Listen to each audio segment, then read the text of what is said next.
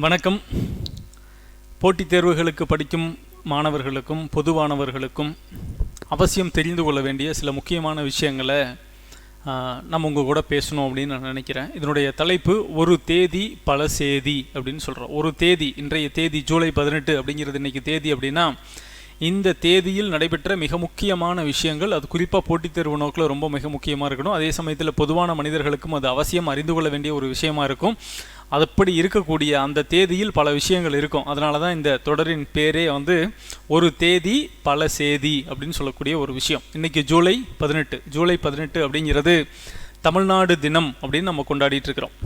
அப்போ இந்த தமிழ்நாடு தினம் அப்படிங்கிறது என்ன, அதுக்கு பின்னாடி இருக்கிற வரலாற்று ரீதியான சில விஷயங்கள் என்ன, என்றிலிருந்து இது தொடங்கப்பட்டது, இதுக்கு பின்னாடி இருக்கிற முழுமையான விஷயங்களை ஆழமாகவும் அகலமாகவும் நம்ம விளங்கி கொள்ள வேண்டிய ஒரு விஷயமா இந்த விஷயத்தை நான் உங்கள் கூட ஷேர் பண்ணிக்கணும்னு நினைக்கிறேன். மகாகவி பாரதியாருடைய ரொம்ப புகழ்பெற்ற ஒரு பாடல் ஒன்று இருக்கும். செந்தமிழ் நாடுன்னும் போதினிலே என்ப தேன்வந்து பாயுது காதினிலே, எந்தன் தந்தையர் நாடுன்ற பேச்சினிலே ஒரு சக்தி பிறக்குது மூச்சினிலே அப்படின்னு சொல்லியிருப்பார். அதில் அழகாக சொல்லியிருப்பார், செந்தமிழ் நாடுன்னும் போதினிலே. தமிழ்நாடு அப்படிங்கிற ஒரு வார்த்தை வந்துருச்சு. ஆனால் பாரதி வாழ்ந்த காலம் அப்படிங்கிற காலத்தில் தமிழ்நாடுங்கிற ஒரு பெயர் கிடையாது. அவர் இறந்து 20-25 வருஷம் கழிச்சு தான் நமக்கு சுதந்திரம் கிடைக்குது. அதுக்கப்புறம் நீண்ட காலம் கழிச்சு தான் நமக்கு தமிழ்நாடுங்கிற பேர் வருது. ஆனால் அப்போவே அவர் தமிழ்நாடு அப்படின்னு சொல்கிறார். ஸோ சிலப்பதிகாரம் தொடங்கி பல்வேறு சங்க இலக்கியங்கள், பாரதியார் பாடல்கள் வரைக்கும் இந்த மண்ணின் பெயர் தமிழ்நாடு அப்படின்னு பல இடங்களில் அது குறிப்பிடப்பட்டு இருக்கிறது. ஆனால் எடுத்த எடுப்புலேயே நமக்கு இந்த மண்ணின் பெயர், இந்த பரப்புக்கு பெயர் தமிழ்நாடு அப்படிங்கிற பெயர் எளிமையாக வந்துடல. அப்போ அதுக்கு பின்னாடி இருக்கிற விஷயங்கள் என்ன, ஏன் இன்றைக்கி நம்ம தமிழ்நாடு தினம் ஜூலை 18 தமிழ்நாடு தினம் அப்படின்னு நம்ம கொண்டாடுறோம் அப்படிங்கிறது நம்ம தெரிஞ்சு வச்சுக்க வேண்டியது தமிழ்நாட்டில் இருக்கக்கூடிய ஒவ்வொரு குடிமகனின் மிக அவசியமான ஒரு விஷயமா தெரிஞ்சுக்கிறோம் இல்லையா. கல்வி அப்படிங்கிறது பரந்துபட்ட அளவில் பல்வேறு விஷயங்களை தெரிந்து கொள்வது, குறிப்பாக தன் இனம் மண் மக்கள் சார்ந்த விஷயங்களை எந்த எதிர்பார்ப்பும் இல்லாமல் கற்றுக்கணும் அப்படின்னுங்கிறது ஒரு மைண்ட் செட் வச்சுக்கோங்க எல்லாருமே. நான் சொல்கிறது எந்த எதிர்பார்ப்பும் இல்லாமல் அப்படின்னா, ஏன் ஒரு புதிய விஷயத்தை தெரிஞ்சுக்கணும் அப்படின்னா, அது எனக்கு இன்க்ரிமெண்ட் கொடுக்குமா, எனக்கு சேலரி வாங்கி கொடுக்குமா, அப்போ தான் நான் புது விஷயத்தை தெரிஞ்சுக்குவேன். அப்படி இல்லை. இதை நம்ம சார்ந்திருக்கக்கூடிய மண் மக்கள் சமூகம், இதை சார்ந்திருக்கக்கூடிய நமது அடையாளம், இதெல்லாம் நல்லா இருக்கிறதால தான் நாம் இன்றைக்கி நல்லா இருக்கிறோம். நம்ம அடையாளங்களை எந்த இடத்துலையும் தொலைச்சிடக்கூடாது. தமிழ்நாடு தமிழர் அப்படிங்கிறது நமக்கான மிகப்பெரிய அடையாளம். அந்த அடையாளத்துக்கு பின்னாடி இருக்கிற அந்த வரலாற்று ரீதியான விஷயங்களை உங்களுக்கு கொண்டுட்டு வந்து சேர்க்கணும் அப்படிங்கிறதான் இந்த பதிவுடைய ரொம்ப மிக முக்கியமான நோக்கம். ரைட். நமக்கு சுதந்திரத்திற்கு முன்னாடி நம்ம இந்த நிலப்பரப்பின் பெயர் மெட்ராஸ் பிரசிடென்சி. பிரிட்டிஷ்காரங்க நம்மளை ரூல் பண்ணிட்டு இருக்கிறப்ப Bombay presidency, Calcutta presidency, Madras presidency அப்படின்னு சொல்லி பிரசிடென்சியாக பிரித்து நம்ம மெட்ராஸ் பிரசிடென்சியாக நம்மளை வச்சுருந்தாங்க. அதுக்கப்புறம் 1947 ஆகஸ்ட் 15 அன்னைக்கு இந்தியாவுக்கு சுதந்திரம் கிடைக்கிறப்ப இந்த மெட்ராஸ் பிரசிடென்சி அப்படிங்கிறது இது என்னவா மாறுச்சுன்னா மெட்ராஸ் ப்ராவின்ஸ் அப்படின்னு மாறுச்சு. மெட்ராஸ் மாகாணம் அப்படிங்கிற ஒரு பெயரோடு வந்துச்சு. சரி, சுதந்திரம் பெற்ற நாளிலிருந்து ஒரு 2.5 வருடம் கழித்து 1950 ஜனவரி 26 அன்னைக்கு நமக்கு இந்தியா குடியரசு நாடாக மாறுகிறது. அப்படி குடியரசு நாடாக மாறுறப்ப இந்த நிலப்பகுதியின் பெயர் அப்படிங்கிறது மெட்ராஸ் ஸ்டேட் அப்படின்னு மாறுச்சு. ஸோ மெட்ராஸ் பிரசிடென்சியிலிருந்து மெட்ராஸ் ப்ராவின்ஸாக மாறி, மெட்ராஸ் ப்ராவின்ஸிலிருந்து 1950 ஜனவரி 26 இந்திய குடியரசு தினத்தன்னைக்கு இந்த நிலப்பகுதியின் பெயர் மெட்ராஸ் ஸ்டேட், மெட்ராஸ் மாநிலம் அப்படிங்கிற ஒரு பெயரில் மாறுது. அப்போ இந்த மெட்ராஸ் மாநிலத்தில் ஆந்திராவின் ஒரு பெரும்பகுதி, கேரளாவின் ஒரு பகுதி, கர்நாடகாவோட ஒரு பகுதி, இப்போ இருக்கிற தமிழ்நாட்டுடைய முழு பகுதி அப்படிங்கிறது இது எல்லாமே சேர்ந்தது தான் அன்றைக்கி இருந்த மெட்ராஸ் ஸ்டேட். அப்போ குறிப்பாக இந்த மெட்ராஸ் ஸ்டேட்டுக்குள்ளே பெரும்பான்மையாக அப்போ நிறைய பெருமளவில் வசித்து வந்த ஆந்திர மக்கள் நமக்கு ஒரு தனி மாநிலம் வேணும் அப்படிங்கிற ஒரு விஷயத்தை ரொம்ப ஸ்ட்ராங்காக கேட்டு போராடுவாங்க. குறிப்பாக அவங்களுடைய தலைவர் பொட்டி ஸ்ரீராமுலு அப்படிங்கிற ஒருத்தர் மிக தீவிரமாக ஆந்திர மொழி பேசும் மக்களுக்கென தனி மாநிலம் வேணும் அப்படிங்கிற கோரிக்கைக்காக மிக தீவிரமாக போராடி 1952 அவர் இறந்துருவார். அப்போ இந்த ஒட்டுமொத்த தென்னிந்தியாவும் மிகப்பெரிய ஒரு கலவரம் ஏற்படக்கூடிய ஒரு சூழ்நிலை இருக்கிறப்ப 1953 இந்தியாவில் முதலாக மொழி வழியாக பிரிந்த மாநிலம் அப்படிங்கிற பெருமையோட ஆந்திர மாநிலம் உருவாகுது. 1953 ஆந்திர மாநிலம் உருவாகுது. அதுக்கு முன்னாடியே மொழி வழியாக மாநிலங்களை பிரிக்கலாமா அப்படிங்கிறதுக்கு நிறைய கமிஷன்லாம் போடுறாங்க. தொடர்ந்து 1953 அந்த கமிஷன் எல்லாமே வந்துக்கிட்டே இருக்குது. அப்போ 1953 அக்டோபர் மாதம் 1 ஆந்திரா முதல் மாநிலமாக மொழி வழியாக பிரிகிறது. அதுக்கு முன்னும் பின்னும் தொடர்ந்து இந்த மொழி வழி மாகாணங்கள் அமைக்கலாமா அப்படிங்கிறதுக்கான குழு அதற்கான வேலையை செஞ்சுக்கிட்டே இருக்காங்க. அப்போ அந்த குழுவெல்லாம் கொடுத்த அறிக்கையின் அடிப்படையில் 1956 ஆகஸ்ட் மாதம் 31 மாநில மறுசீரமைப்பு சட்டம் அப்படிங்கிற ஒரு சட்டம் இங்கே கொண்டுட்டு வரப்படுது. 1956 ஆகஸ்ட் 31 அன்னைக்கு மாநில மறுசீரமைப்பு சட்டம் அப்படின்னு ஒன்று வருது. அது பேர் ஸ்டேட் ரீஆர்கனைசேஷன் ஆக்ட் அப்படின்னு சொல்லுவோம். அப்போ அது மொழி வழியில் மாநிலங்களை பிரிக்க வேண்டும் அப்படின்னு சொல்கிறது தான் அந்த மாநில மறுசீரமைப்பு சட்டம்.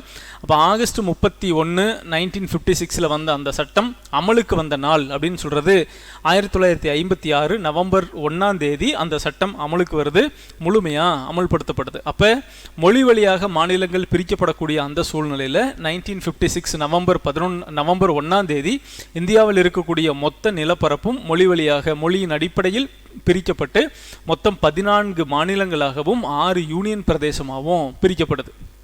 ஸோ அதுதான் இந்தியாவில் நடந்த. அதுக்கப்புறம் ஒவ்வொரு ஸ்டேட்டும் ஃபைபர்கேட் ஆகி இன்றைக்கி இருக்கிற 28+8 அப்படிங்கிற இந்த ஸ்டேட்டுக்கு இவ்வளோ காலமாக வந்திருக்கு. பட் 1956 நவம்பர் மாதம் 1 இது 14 மாநிலங்களாகவும் 6 யூனியன் பிரதேசங்களாகவும் பிரிக்கப்பட்ட ஒரு விஷயம்.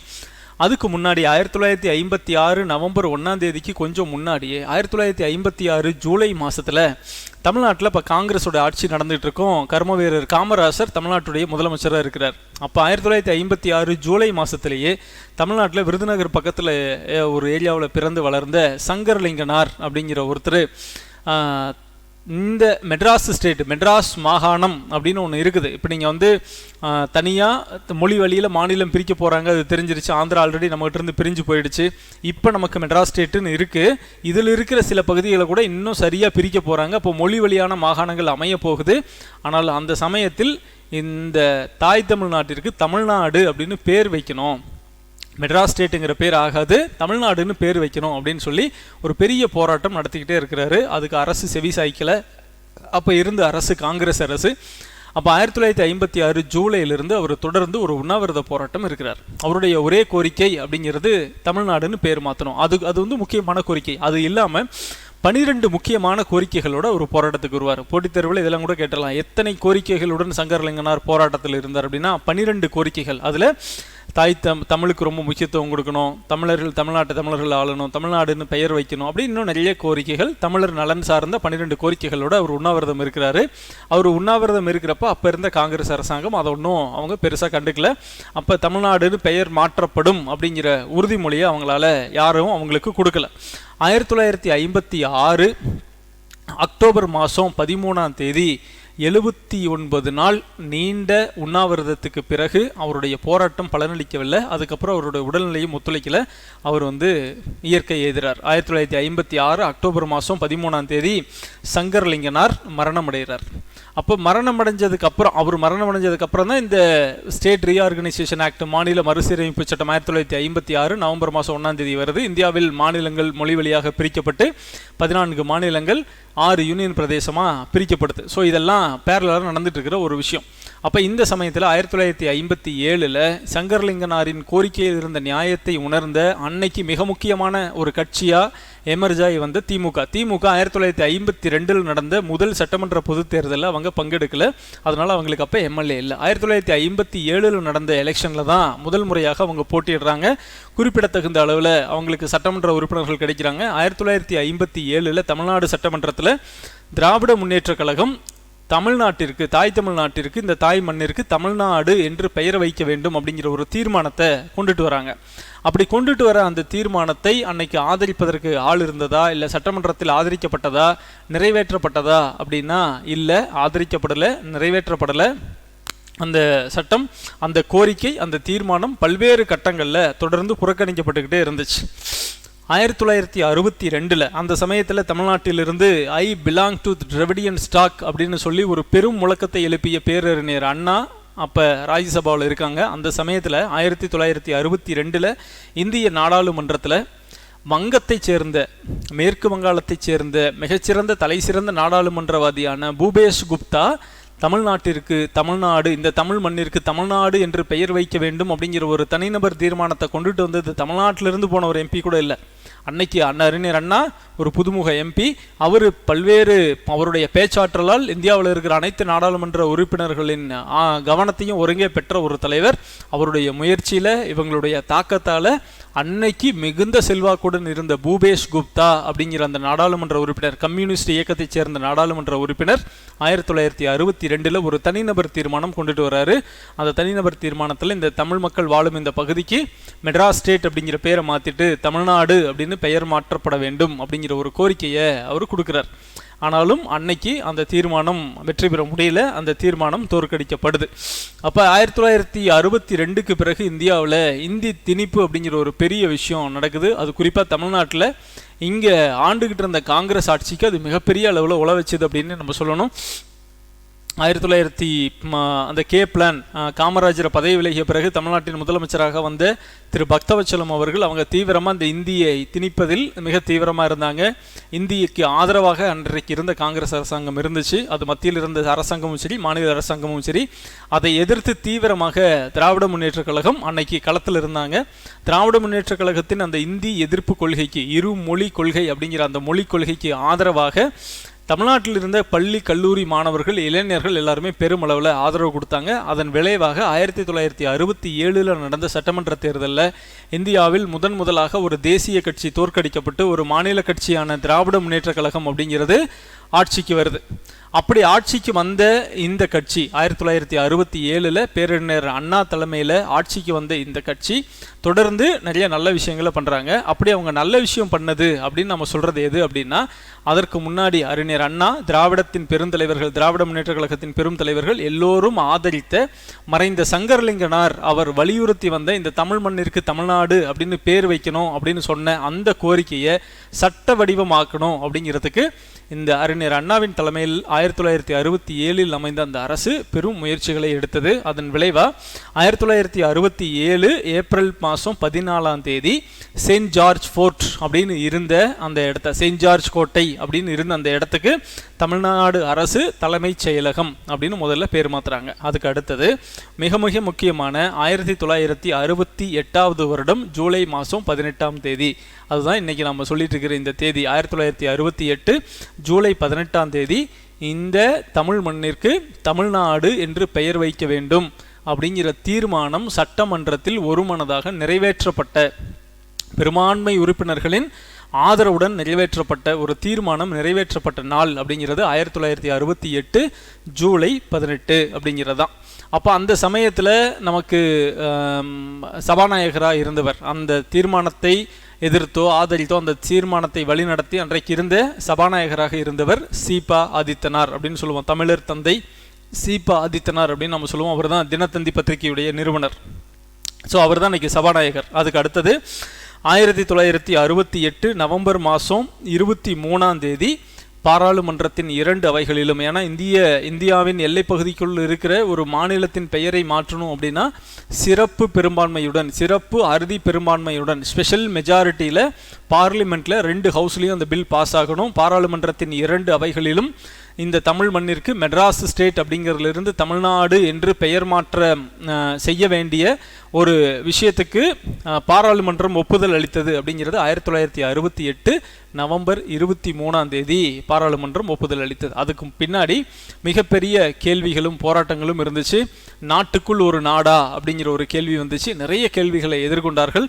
பேரறிஞர் அண்ணா அவருக்கே உரிய அந்த சொல்லாற்றலால் மிக தெளிவான விளக்கங்களை எல்லாம் கொடுத்து, ஒரு நாடு, நாட்டுக்குள் ஒரு நாடு அப்படிங்கிறது பிரிவினை பேசுவதற்கல்ல, இது எங்கள் உரிமைகளை பேசுகிறோம், தமிழ் மக்கள் தமிழ்நாடு என்று பெருமையுடன் எங்களை பெயரிட்டுக் கொள்ள விரும்புகிறோம், அதனால் இது பிரிவினை பேசுவது அல்ல, இது எங்கள் பெருமையை பேசுவது அப்படிங்கிற மாதிரியான விளக்கங்களை கொடுத்து இதை பாராளுமன்றத்தின் 2 அவைகளிலும் அது நிறைவேற்றப்பட்ட நாள் அப்படிங்கிறது 1968 நவம்பர் 23. அதுக்கப்புறம் 1969 ஜனவரி மாதம் 14 தமிழ்நாட்டிற்கு, இந்த தமிழ் மண்ணிற்கு தமிழ்நாடு என்று பெயர் சூட்டக்கூடிய ஒரு நிகழ்வு நடைபெற்றது. அந்த சமயத்தில் தான் தமிழ்நாட்டின் முதலமைச்சராக இருந்தக்கூடிய பேரறிஞர் அண்ணா அவருக்கு உடல்நிலை சரியில்லாமல் போய் அவர் மருத்துவ சிகிச்சையெல்லாம் முடித்து எந்த விழாக்களிலும் கலந்து கொள்ளக்கூடாது, எந்த விதமான பேசக்கூடாது, யாரையும் சந்திக்கக்கூடாது அப்படிங்கிற நிறைய கட்டுப்பாடுகளுடன் ஓய்வில் இருந்த ஒரு தருணம். ஆனால் 1969 ஜனவரி 14 தாய் தமிழ்நாட்டிற்கு தமிழ்நாடு அப்படிங்கிற இந்த பெயர் வைக்கும் நிகழ்வில் மருத்துவர்களின் எச்சரிக்கையையும் மீறி அவர் கலந்து கொண்டார். அவர் கலந்துகிட்ட கடைசி பொது நிகழ்வாக அந்த நிகழ்வு மாறிச்சு. அவர் சட்டமன்றத்திற்கு வந்தார், பேசினார், தமிழ்நாட்டின் சிறப்புகளை பேசினார், தமிழ் மொழியின் சிறப்புகளை பேசினார். இந்த தமிழ்நாடு என்று பெயர் வைப்பதற்கு பின்னால் நடந்த பெரும் போராட்டங்களை பற்றி அவையில் விளக்கினார். அனைத்து உறுப்பினர்களின் யோகபித்த ஆதரவை அவர் பெற்றார். அதற்கு பின்னாடி அவர் சொன்னார், அன்னைக்கு இருந்த சில எதிர்க்கட்சிகள் அன்னைக்கு தமிழ்நாடு அப்படிங்கிற பெயர் வைப்பதற்கு நிறைய பேர் உடன்படலை. அதையும் மனதில் வைத்துக்கொண்டு அறிஞர் அண்ணா மிகச்சிறப்பாக ஒரு விஷயத்தை சொன்னார். இன்று முதல் தாய் தமிழ்நாட்டிற்கு தமிழ்நாடு என்று நாம் பெயர் வைத்திருக்கிறோம். இந்த பெயர் வைப்பதை விரும்பாத சிலர் நாளைக்கு ஆட்சிக்கு வரலாம், அதிகாரத்திற்கு வரலாம். அப்பொழுது இந்த அண்ணாதுரை வைத்த தமிழ்நாடு என்னும் பெயரை மாற்ற அவர்கள் முற்படலாம். ஆனால் அவ்வாறு அவர்கள் மாற்ற முற்படும் பொழுது ஒட்டுமொத்த தமிழ் சமூகமும் கொந்தளிக்கும் என்கிற அச்சம் அவர்களுக்கு உருவாகும். அந்த அச்சத்தின் விளைவாக அவர்களால் அதை மாற்ற இயலாது. அந்த அச்சம் இருக்கிற வரையில் இந்த நாட்டை யார் ஆண்டாலும் அண்ணாதுரை ஆண்டதாகவே பொருள் அப்படின்னு சொல்லி தமிழ்நாடு வாழ்க, தமிழ்நாடு வாழ்க, தமிழ்நாடு வாழ்க அப்படின்னு சொல்லி 3 முறை உறக்கச் சொல்லி அது அவையில் இருக்கும் அனைவரும் ஏகோபித்த ஆதரவுடன் கரவொலிகளை எழுப்பி அன்று முதல் 1969 ஜனவரி 14 முதல் தாய் தமிழ்நாட்டிற்கு தமிழ்நாடு அப்படிங்கிற பெயர் அதிகாரப்பூர்வமாக சூட்டப்பட்டது. ஸோ இதுதான் தமிழ்நாட்டிற்கு தமிழ்நாடு அப்படிங்கிற இந்த பெயர் வந்த வரலாறு. ஸோ ஒரு பெயருக்கு பின்னால் என்ன வரலாறு இருக்குன்னா, பெரிய போராட்டமும் பெரிய வரலாறும் பெரிய பெருமையும் இதுக்கு பின்னாடி இருக்குது. இது நம்ம தெரிஞ்சு வச்சுருக்கணும். சரி, இன்றைக்கி நம்ம ஜூலை 18 ஏன் தமிழ்நாடு தினம் அப்படின்னு நம்ம கொண்டாடுறோம் அப்படின்னா, ஜூலை 18 1968 ஜூலை 18 தான் தமிழ்நாட்டிற்கு தமிழ்நாடு என பெயர் வைக்கணும் அப்படிங்கிற தீர்மானம் சட்டமன்றத்தில் நிறைவேற்றப்பட்ட நாள். இதுக்கு முன்னாடி தமிழ்நாடு தினம் அப்படிங்கிறது எந்த நாள் கொண்டாடப்பட்டது அப்படின்னா நவம்பர் மாதம் 1 ஏன் நவம்பர் 1 அப்படின்னா அன்றைய தினம்தான் 1956 நவம்பர் 1 தான் மொழி வழியாக மாநிலங்கள் பிரிக்கப்பட்ட நாள். அதனால் இந்த மொழி வழியாக மாநிலங்கள் பிரிக்கப்பட்ட நாளை தமிழ்நாடு தினம் அப்படின்னு இதற்கு முன்னால் இருந்த அரசு கொண்டாடினாங்க. தற்போது ஆளுங்கட்சியாக இருக்கிற திராவிட முன்னேற்ற கழக அரசு இப்போ ஆட்சி பொறுப்புக்கு வந்ததுக்கப்புறம் இல்லை, அந்த நாளை நாங்கள் மாற்றுறோம், தமிழ்நாடுன்னு பெயர் வைக்கணும். அது மாநிலத்தை அப்போ பிரித்தாங்க சரி, ஆனால் அப்போ ஒன்றும் பேர்லாம் வரல. அந்த மண்ணிற்கு தமிழ்நாடுன்னு என்னைக்கு பெயர் வைக்கணும்னு தீர்மானம் நிறைவேற்றப்பட்டதோ அந்த தினம்தான் தமிழ்நாடு தினமாக இருக்கணும், அதுதான் சால பொருத்தமாக இருக்கும் அப்படிங்கிற காரணத்தை சொல்லி ஜூலை 18 தமிழ்நாடு தினமாக நம்ம கொண்டாடிட்டு வரோம். இது 2021 இந்த தினத்தை நம்ம கொண்டாடிட்டு வரோம். ஸோ இதுதான் ஒரு தேதி பல சேதி அப்படிங்கிற இந்த தொடருடைய மிக முக்கியமான ஒரு தேதி. அந்த தேதிக்கு பின்னாடி பல செய்திகள், அதை பல சேதி அப்படின்னு நம்ம சொல்கிறோம். ஸோ இது நிச்சயமாக உங்களுக்கு உபயோகமாக இருந்திருக்கும்.